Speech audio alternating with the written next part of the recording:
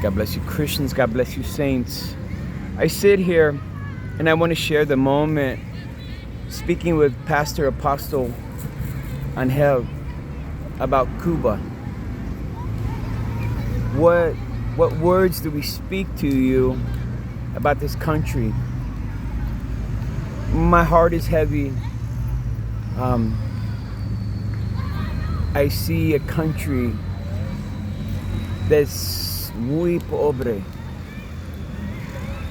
A people that have been given so few options. And when you take the basic necessities of living, the ability to buy, to sell, the ability or the inability to walk down these streets in este barrio sucio, there's feces all over the street in the water.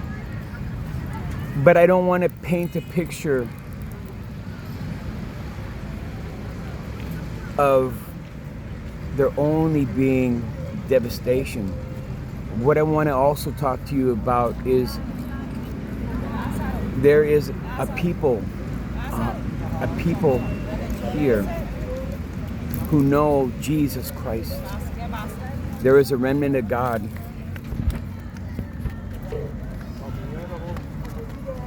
Today we spent many hours walking in the Capitol, many declarations. The Lord moved, He spoke, He gave me visions, we had declarations. And what would my takeaway be at this point in Cuba? This man here, his wife, el esposa, his niños, that they're a blessing, that there are men and women of God in este país that they tienen el corazón de Dios. The heart of God lives in them. They have set aside all the things of this country, and they've given their lives to the Lord. The Lord has marked them, He's called them. And they shepherd their sheep, ovejas. They have many sheep that they shepherd. And as a man from the Western world, even though I've been called into the nations and I've seen other countries, Nicaragua or my other churches, that they're devastated, but there is a people that carry the torch of God. My takeaway is this, that there is a mighty revival coming to this country, and that we have been so fortunate and, may I say, spoiled. Not by our own,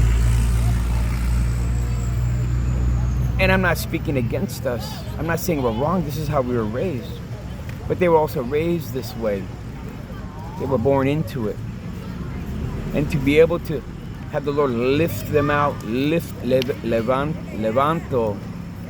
out of the mindset that the enemy would place in a country like Cuba, with all these spirits of poverty, promiscuity, of lack. It's just a pure lack of drug addiction, mucho droga in Cuba. But there's a people behind the scenes that will not give up. And we as a people from the Western world, we need to pray, to intercede. We need to step into a gap. When you can't even buy food, you can't even buy bread to feed your children, you can't buy eggs. I was walking with Pastor Angel, and he said huevos, like it was dulce from heaven, like it was manna from cielo. Can you imagine, as Christians, being so enthused by eggs, like he only gets it once or twice a year?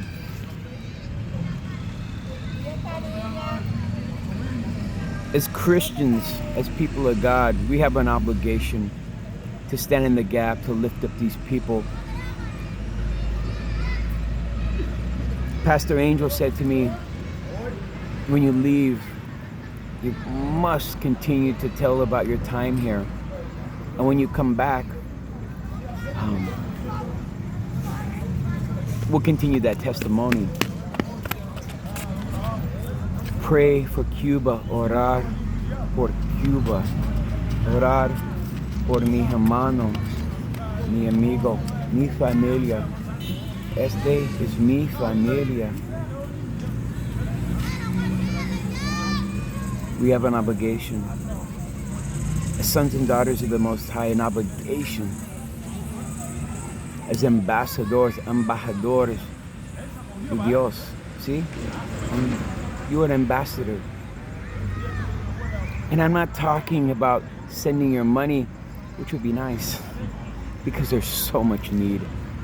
But I'm talking about collectively stepping into the gap, interceding, because all of heaven is listening and waiting. And the floodgate of revival is coming to this country. I ask you to press into that. I ask you to believe in that. And I also believe that when that revival comes to a nation like this that has been decimated by communism, that has been destroyed, that has been beaten down to the basic survival state, when revival comes to this country, it's going to hit us globally. Todo el mundo will be touched, tocar, by the revival in Cuba. It will be like a bomb setting off.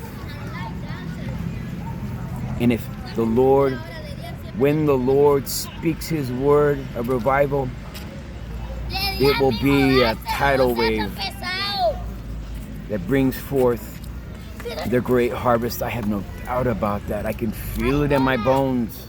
The Lord is speaking this. So, the last thing I'll say is that me encanta Cuba. Me encanta la Puebla, Cuba. My heart, mi corazón is for Cuba. We love you. Te amo. Te amo. Amen. You want to see it? Amen. I hope this doesn't come off as too saddening. It's not supposed to be that. However, if I always paint you a picture of something that's beautiful, that is, if I always give you, I hear the Lord say, don't give me lip service. Give me the truth so I can effect change, so I can change and bring reformation and revival in the name of Jesus. Adios.